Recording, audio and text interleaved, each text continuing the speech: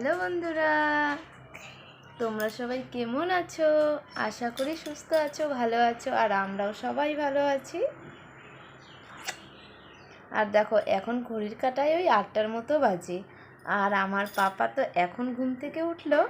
আর আমি আজকে জানো তো প্রায় 5:45টার দিকে উঠেছিলাম, উঠে মোটামুটি কাজ শেষ করে নিয়েছি। হ্যাঁ হ্যাঁ হ্যাঁ, কারণ নয়তো সব কাজের মাধ্যমে তারপর ভিডিওটা করতে একটু অসুবিধা হয়ে যায় আর একটু আগোছালো ভাব লাগে। তো যেগুলো মোটামুটি কাজ পরে করলে চলবে না, আগে করতে হবে, ওগুলো শেষ করে নিয়েছি। আর দেখো, পাপা শুধু আমার মুখের সামনে চলে আসছে, কথাই বলতে দিচ্ছে না। নয়তো বলো তো কি, যেমন জামা কাপড় কাচাটাই, ওটা যদি একটু লেট হয়ে যায় পরে শুকোতে দেরি হবে। আর যেহেতু বাইরে মিস্ত্রিরা কাজ করছে, আর না দেরি করে শুকালে না পরে অনেক ধুলোবালি লেগে যায় জামা কাপড়ে।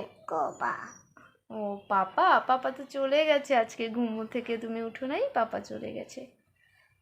ও আর বলো তো কি, প্রতিদিনই ঘুম থেকে উঠে ও যদি ওর পাপাকে না দেখে তাহলে বলবে যে কোথায় বাবা। তো আজকে যেহেতু ওর লেট হয়েছে ঘুম থেকে উঠতে, আর ওর পাপা হচ্ছে আজকে 5:45টার দিকেই চলে গেছে, তাই না বলো? পাপা আবার কখন আসবে? রাত্রেবেলা। ওর বাবা তো আবার রাত্রেবেলা আসবে। আর তাই জামা কাপড় ধোয়া, যেমন এঁটো বাসনটা, ওগুলো ধুয়ে আর আমি একদম ফ্রেশ হয়ে বসে পড়েছি। আর ও এখন ঘুম থেকে উঠেছে, ওর একমাত্র ড্রেসটা পরিয়ে দিলাম। এরপর ওকে দাঁত ব্রাশ করাবো, ওকে জল দিব, তারপরে খাওয়াবো। আরও 1 ঘন্টার মতো লাগবে ওর পেছনেই। আর ঘরের কোনো কাজ হয়নি, ওগুলো করব। আর দেখা যাক তোমাদের সাথে কতটা শেয়ার করতে পারি। চেষ্টা করব সবটাই তোমাদের সাথে শেয়ার করার জন্য। তাহলে চলো সম্পূর্ণ ভিডিওটা দেখতে থাকো আর পাশে থাকো। আর আশা করি অন্যদিনের মতো আজকের ভিডিওটাও নিশ্চয়ই ভালো লেগে থাকবে। সম্পূর্ণ ভিডিওর সাথে জুড়ে থাকার জন্য অনেক অনুরোধ রইল। আর দেখো ওর এটা আবার কি, তা টাটা করে দাও, বলো বাই বাই, আবার একটু পরে দেখা হচ্ছে। আমি এখন দাঁত ব্রাশ করবো। দাও, চলো।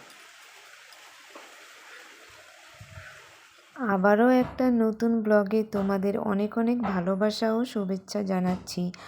আশা করি নিশ্চয়ই ভালো লাগবে সম্পূর্ণ ভিডিওটা দেখার জন্য। তোমাদের সবাইকে অনেক অনুরোধ রইল। এখন তো প্রায় 8টা বাজে, কিন্তু 6টার দিকে ঘুম থেকে উঠেছিলাম। উঠে ঘরের কাজ মোটামুটি কমপ্লিট করেছি। কমপ্লিট বলতে বউদের কি আর ঘরের কাজ কমপ্লিট হয়? সারাদিন করলেও যেন শেষ হয় না, এরকম একটা ব্যাপার। আর যেহেতু ছোট বাচ্চা আছে আমার, যাদের ছোট বাচ্চা আছে তারাই বুঝবে যে কত কাজ করতে হয় আর বাচ্চাকে কি পরিমাণে সময় দিতে হয় কাজের ফাঁকে। ওরকমই কিছুটা কাজ কমপ্লিট করে, যেহেতু 8টা বাজে ও উঠে পড়লো, ওকে একটু সময় দিলাম, নয়তো না খুব মর্জি করে। তো ওর সাথে একটু কথাবার্তা করে খেলে ঠেলে তারপরে ওকে দাঁতটা ব্রাশ করে মুখ ধুয়ে দিলাম। আর এখন ও জল খাচ্ছে। আর দেখো, ওর খাবারটা না ঠান্ডা করতে দিইনি, যেটাতে জাল দিয়েছিলাম ওটাতেই রেখে দিয়েছি, তো ঠান্ডা হয়নি। তো দেখলাম তাহলে এই ফাঁকে আমি ঘরটা একটু গুছিয়ে নিই। বিছানাটা তুলে নিয়ে তারপরে যাব ঘরটা একটু ডাস্টিং করতে। প্রায় প্রতিদিনই ডাস্টিং করছি, তোমরা তো জানোই।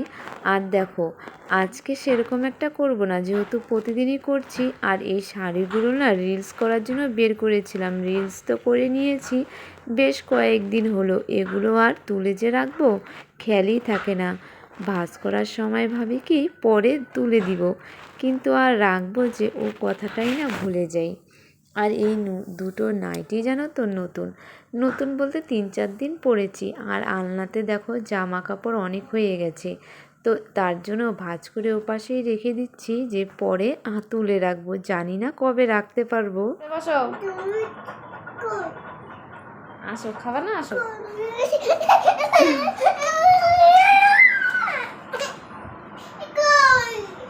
আগে খেয়ে নাও। আর এদিকে দেখো, ওকে খাবার জন্য ডাক দিলাম দেখে কি কান্নাকাটি করছে। শুধু ও না, আমার মনে হয় প্রায় বাচ্চারাই মনে হয় এরকম করে, সারাদিন না খেয়ে থাকলেও না খেতে চাবে না। অনেক কষ্টে খাওয়ালাম, খাইয়ে ঘরটা সরিয়ে নিলাম। আর ওই যে তখন বলেছিলাম সকাল সকাল ঘুম থেকে উঠেই জামা কাপড়গুলো ধুয়ে দিয়েছি, কারণ মিস্ত্রি আসলে জামা কাপড়গুলো তুলে দিব। খুব প্রচুর হাওয়া ছাড়ছে বাইরে, আর বাইরে যেহেতু কাজ হচ্ছে তো ধুলো ছিটে অল্প অল্প ভেজা আছে, এগুলো ঘরেই শুকিয়ে যাবে। যে গরম পড়েছে, ভেজা জামা কাপড় মেলে দিলেও কিন্তু ঘরেই শুকিয়ে যাবে। যেহেতু অল্প ভেজা তাই এগুলো ঘরেই মেলে দিলাম, শুকিয়ে যাবে এখন। আর এখন ঘড়ির কাঁটায় ওই 10টা বাজে, যাচ্ছি বাপের বাড়ি। আর আমাদের তো দুদিক দিয়েই যাওয়া যায়, গেট দিয়েও যাওয়া যায়, আর এটা কিন্তু পিছনের রাস্তা আমাদের বাড়ির। এখান দিয়ে যাচ্ছিলাম তো বিনীত এতটুকু এসে আর যাবে না, যেহেতু নোংরা দেখছে। নোংরা বলতে কি, গাছের পাতা টাতা পড়া আছে তাই। আর দেখো পাশের বাড়ি এটাও একটা ছোট্ট মামা হয়, ও কোলে করে নিয়ে আসলো।